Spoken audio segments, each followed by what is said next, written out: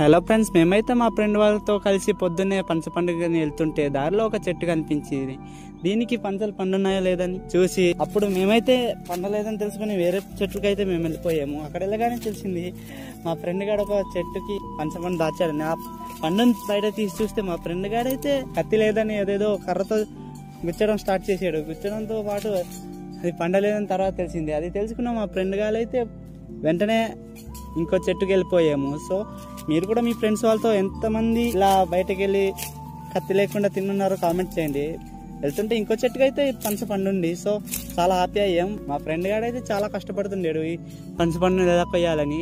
కష్టానికి అలా కర్రతో గుచ్చి అయితే ఫ్రెండ్ గారు పంచని ముక్కలు చేసాడు. సో మేమైతే అప్పుడు అందరం రాగానే అందరం కలిసి ఒక్కొక్కడికి ఒక ముక్క చేసుకుని పంచపండు అయితే తినేసాము. సో తర్వాత అయిపోయిన తర్వాత మేమైతే వెళ్ళిపోయాము ఊరికి మళ్ళీ. సో వెళ్తుండగానే మాకైతే పిలిచారు ఒక పిల్లోడికి కటింగ్ చేయమని. మా ఫ్రెండ్ గాడైతే వాడికి జుట్టు కటింగ్ చేసాడు. సో వీడియో నచ్చితే లైక్ చేయండి, మన పేజీని ఫాలో అవ్వండి ఫ్రెండ్.